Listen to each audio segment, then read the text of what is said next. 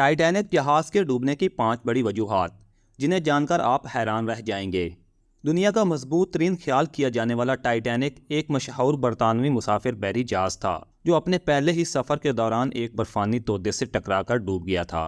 اب تک اس کے متعلق کئی تحقیقات سامنے آ چکی ہیں، تاہم ایک نئی تحقیقی رپورٹ میں یہ انکشاف ہوا ہے کہ اس کے ڈوبنے کی وجوہات میں سے 5 بہت اہم ہیں جو اس دیو ہیکل جہاز کی تباہی کا ذریعہ بنی۔ ٹائٹینک نے امریکی شہر نیو یارک کے لیے اپنے سفر کا آغاز برطانوی شہر ساؤتھہمپٹن سے کیا۔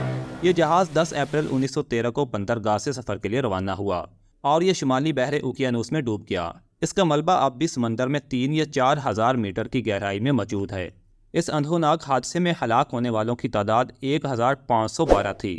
لائف بوٹس کے ذریعے وائٹ اسٹار لائن کمپنی کے جہاز ٹائٹینک کے صرف 722 مسافر زندہ بچ پائے۔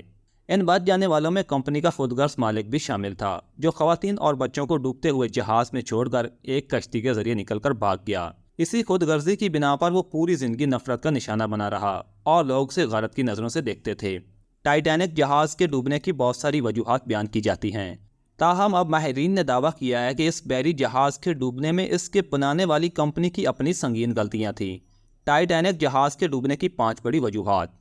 اس کی پہلی وجہ یہ تھی کہ ٹائٹینک کے مالک کی جانب سے جہاز کے کپتان کو سختی سے یہ ہدایت دی گئی تھی کہ کسی بھی طرح اس جہاز کو 7 دنوں کے اندر اس کی منزل تک پہنچایا جائے، جس کی وجہ سے جہاز کو اس کی نارمل رفتار سے کافی تیز چلایا گیا۔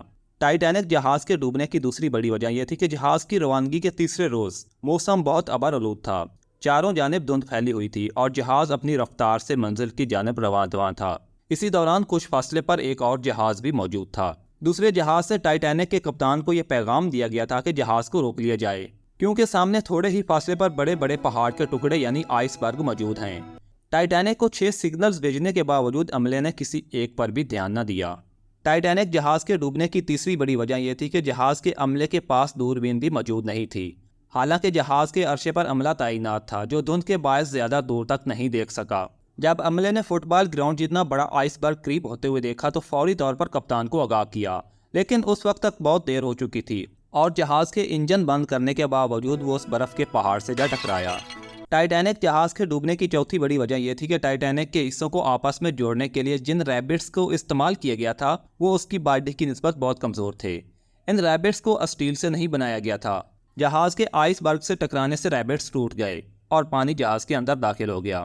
ٹائٹینک جہاز کے ڈوبنے کی 5ویں اور آخری بڑی وجہ یہ تھی کہ 2200 سے زائد مسافروں والے بحری جہاز میں مجموعی طور پر صرف 20 لائف بوٹس موجود تھیں جو کسی بھی طرح ان لوگوں کی جان بچانے کے لیے ناکافی تھیں اور جہاز دھیرے دھیرے اپنے انجام کی طرف جا رہا تھا۔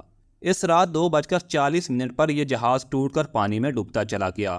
اتنے بڑے بحری جہاز میں لائف بوٹ زیادہ نہ ہونے کی وجہ سے بہت سارے مسافروں کو اپنی جان سے ہاتھ دھونے پڑے۔